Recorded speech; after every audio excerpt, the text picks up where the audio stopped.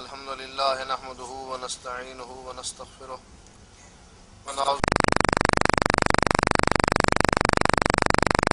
من يهده الله فلا مضل له ومن يضلل فلا هادي له وأشهد أن لا إله إلا الله وحده لا شريك له وأشهد أن محمدا عبده ورسوله أما بعد فإن خير الحديث كتاب الله وخير الهدي هدي محمد صلى الله عليه وسلم وشر الأمور محدثاتها وكل محدثة بدعة وكل بدعة ضلالة وكل ضلالة في النار. أعوذ بالله السميع العليم من الشيطان الرجيم. بسم الله الرحمن الرحيم. والسماء ذات البروج واليوم الموعود وشاهد ومشهود قتل أصحاب الأخدود النار ذات الوقود إذ هم عليها قعود وهم على ما يفعلون بالمؤمنين شهود وما نقموا منهم إلا أن يؤمنوا بالله العزيز الحميد الذي له ملك السماوات والأرض والله على كل شيء شهيد.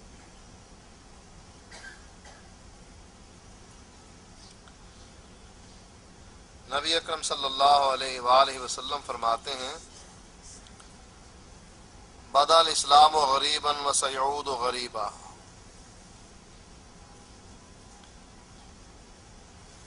اسلام کی جب ابتدا ہوئی تو اسلام اجنبی تھا اور ایک وقت آئے گا کہ اسلام پھر اجنبی بن جائے گا. فطوبى للغرباء، خوشخبری ہے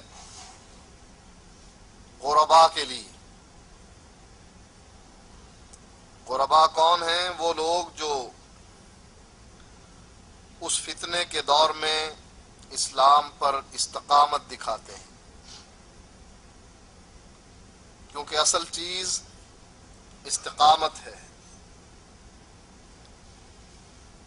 انسان دعوے کرتا ہے لیکن جب آزمائش میں ڈالا جاتا ہے اس موقع پر اگر استقامت دکھاتا ہے تو اس کا انجام بہت اونچا ہوتا ہے، بہتر ہوتا ہے، قابل رشک ہوتا ہے. جیسے ابراہیم علیہ السلام کا ذکر قرآن میں موجود ہے. وَإِذِ ابْتَلَىٰ إِبْرَاهِيمَ، ابراہیم علیہ السلام کو آزمائش میں ڈالا گیا، بہت سی آزمائشوں میں ڈالا گیا، اور سب سے بڑی آزمائش اس میں یہ تھی کہ بڑھاپے میں اللہ تعالیٰ نے اولاد عطا کی، اللہ سے دعا کی، اللہ نے دعا کو قبول کیا اور بڑھاپے میں اولاد عطا کر دی. جب اولاد مل گئی تو اسی اولاد کو ذبح کرنے کا حکم دیا گیا. اسماعیل علیہ السلام سے ابراہیم علیہ السلام پوچھتے ہیں انی ارا فی المنام انی اذبحک فانظر ماذا تری، میں دیکھ رہا ہوں خواب میں، یعنی مجھ کو اللہ تعالیٰ دکھا رہا ہے کہ میں تجھے ذبح کر رہا ہوں، تمہارا کیا خیال ہے، کیا رائے ہے؟ اسماعیل علیہ السلام اپنے باپ سے عرض کرتے ہیں فافعل یا ابت افعل ما تؤمر ستجدنی انشاء اللہ من الصابرین. بابا جس کام کا تجھے حکم دیا گیا ہے اس کو کر ڈالیے، آپ دیکھیں گے کہ میں آہو فغا نہیں کروں گا بلکہ میں صبر سے کام لوں گا. دونوں کی آزمائش ہے، باپ کی بھی آزمائش ہے، بیٹے کی بھی آزمائش ہے. باپ کی آزمائش یہ ہے کہ یہ بیٹے کے گلے پر چھری چلانے کے لیے تیار ہوتا ہے کہ نہیں، اور بیٹے کی آزمائش یہ ہے کہ یہ چھری کے نیچے لیٹ کر ذبح ہونے کے لیے تیار ہوتا ہے کہ نہیں. دونوں باپ اور بیٹا تیار ہو گئے. اللہ تعالیٰ نے آسمان سے ندا دی فلما اسلم وتلہ للجبین، جب باپ ذبح کرنے کے لیے تیار، بیٹا ذبح ہونے کے لیے تیار، وتلہ للجبین، باپ نے اپنے بیٹے کو پیشانی کے بل لٹا لیا کہ کہیں آخری وقت میں اس کا چہرہ میرے چہرے کے سامنے نہ ہو، کہیں اس کی آنکھیں مجھ سے زندگی کی مہلت نہ مانگنی شروع کر دیں، بھیک نہ مانگنا شروع کر دیں، کہیں مجھے اس پر ترس نہ آ جائے، کہیں اس کے قرب کو دیکھ کر، اس کی مصیبت کو دیکھ کر میں اللہ کے حکم پر عمل نہ کر سکوں، اس لیے اس کو پیشانی کے بل لٹایا کہ اس کی شکل و صورت میرے سامنے نہ رہے۔ آسمان سے ابراہیم علیہ السلام کو آواز دی گئی، اے ابراہیم قد صدقت الرؤیا، میں نے تجھے آزمانا تھا کہ تیرے دل میں میری محبت ہے یا اپنے بیٹے کی محبت ہے۔ وہ بیٹا جو تجھے بڑھاپے میں ملا ہے، کہیں دل کے کسی خانے میں میری محبت اس کی محبت سے بڑھ تو نہیں گئی؟ میں نے تجھے صرف آزمانا تھا اور تو آزمائش میں پورا اترا۔ قد صدقت الرؤیا، تو نے اپنے خواب کو سچ کر دکھایا۔ اس کے صلے میں ملا کیا؟ انی جاعلک للناس اماما، اے ابراہیم میں تجھے لوگوں کا امام بنانے والا۔ استقامت اس موقع پر دکھانا جس موقع پر انسان آزمائش میں ڈالا گیا ہو، پتہ تب لگتا ہے کہ یہ انسان توحید پر پختہ ہے یا نہیں۔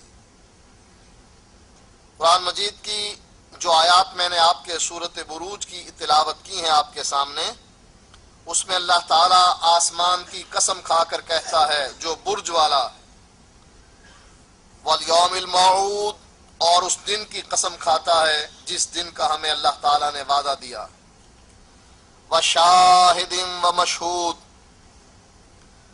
حاضر ہونے والوں کی بھی قسم کھا رہا ہے، جن کو حاضر کیا گیا ہے ان کی بھی قسم کھا رہا ہے۔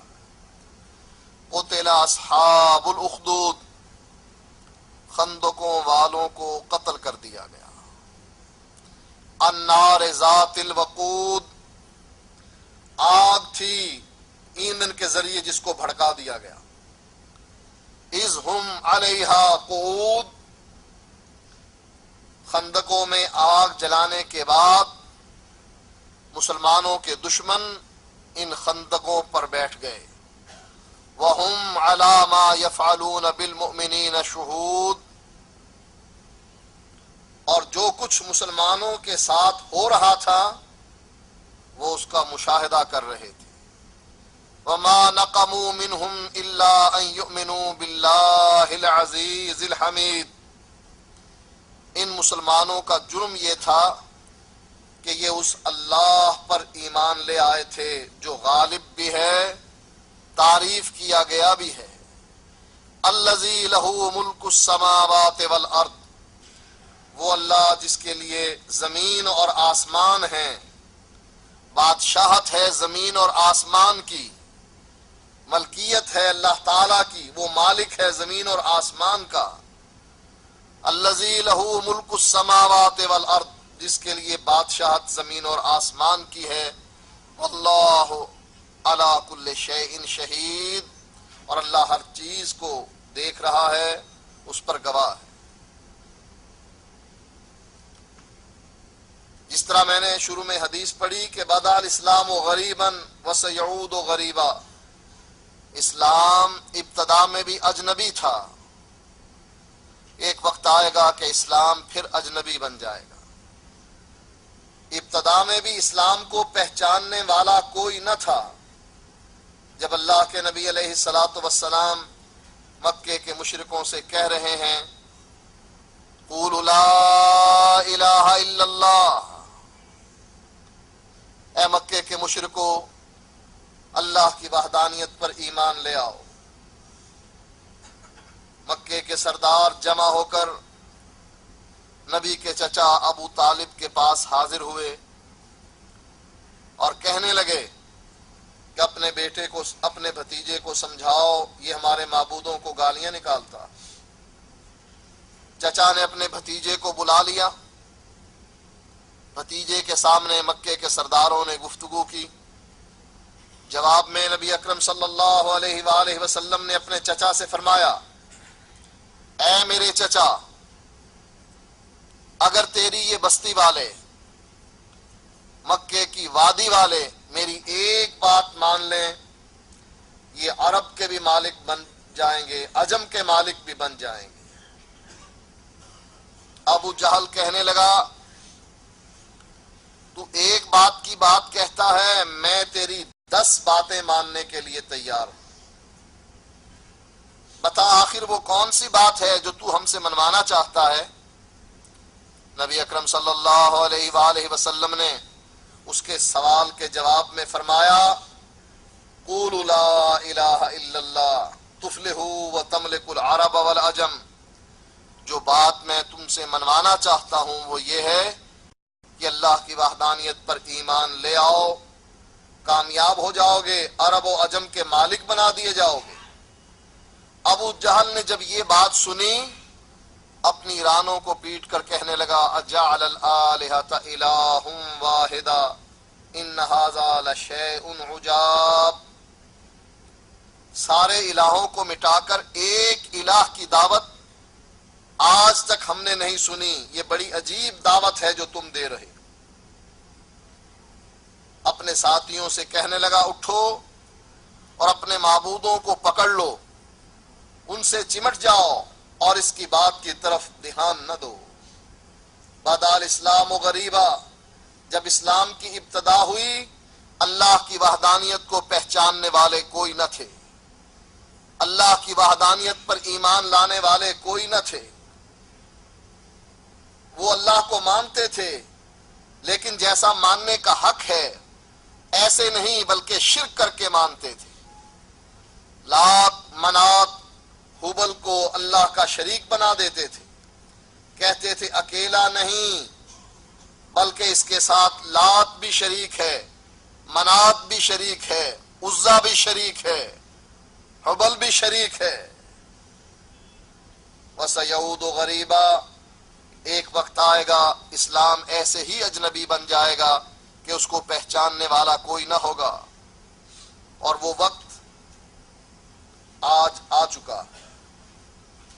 جو اللہ کی وحدانیت، اکیلے اللہ کی وحدانیت کا اعلان کرتا ہے، لوگ اس کو گالیاں نکالتے ہیں، وہابی کہتے ہیں، اولیاء کا گستاخ سمجھتے ہیں جو ایک اللہ کی وحدانیت کا اعلان کرتا ہے۔ اور جو علی حجویری کو داتا مانتا ہے، اللہ کو بھی مانتا ہے، علی حجویری کو بھی داتا مانتا ہے، اللہ کو بھی مانتا ہے، دولے شاہ کو اولاد دینے والا بھی مانتا ہے، اللہ کو بھی مانتا ہے، اور بری امام کو مقدمات سے بری کرنے والا بھی مانتا ہے، اللہ کو بھی مانتا ہے، اور ملتان کے مرے ہوئے ان پیروں کو بھی مانتا ہے، غازی بابا کو بھی مانتا ہے، اجمیر والے کو بھی مانتا ہے، اللہ کو بھی مانتا ہے۔ یہ وہی ہے وَسَيَعُودُ غَرِيبًا، جیسے مکے کے مشرک اصل اسلام سے ناواقف تھے اور اسلام اجنبی تھا، آج کے دور میں بھی اسلام سے لوگ ناواقف ہیں، اجنبی ہے ان کے لیے یہ دعوت۔ اجعل الآلہۃ الہ واحدا، ایک اللہ کو مانے اور باقی سب کا انکار کر دیں، نہیں، ہم نے اولاد لینے کے لیے باب علیحدہ بنائے ہیں، لڑکیاں لینے کے لیے باب علیحدہ بنائے ہیں، کاروبار کی ترقی کے لیے علیحدہ بنائے ہیں، مقدمات سے بری ہونے کے لیے علیحدہ بنائے ہیں، مصیبتوں میں کام آنے والے ہمارے علیحدہ ہیں، کشتی کنارے لگانے والے ہمارے علیحدہ ہیں، جنگل اور دریا میں ہماری رہنمائی کرنے والے علیحدہ ہیں، اللہ بھی ہے اور یہ بھی ہیں۔ یہی بات اللہ کے نبی نے اس حدیث میں ارشاد فرمائی، بدا الاسلام غریبا وسیعود غریبا، اسلام شروع میں بھی اجنبی تھا، ایک وقت آئے گا پھر اجنبی بن جائے گا کہ اصل توحید کو سمجھنے والا کوئی نہ ہوگا، فطوبى للغرباء، ایسے موقع پر فتنے کے اس دور میں اسلام پر عمل کرنے والوں کے لیے خوشخبری۔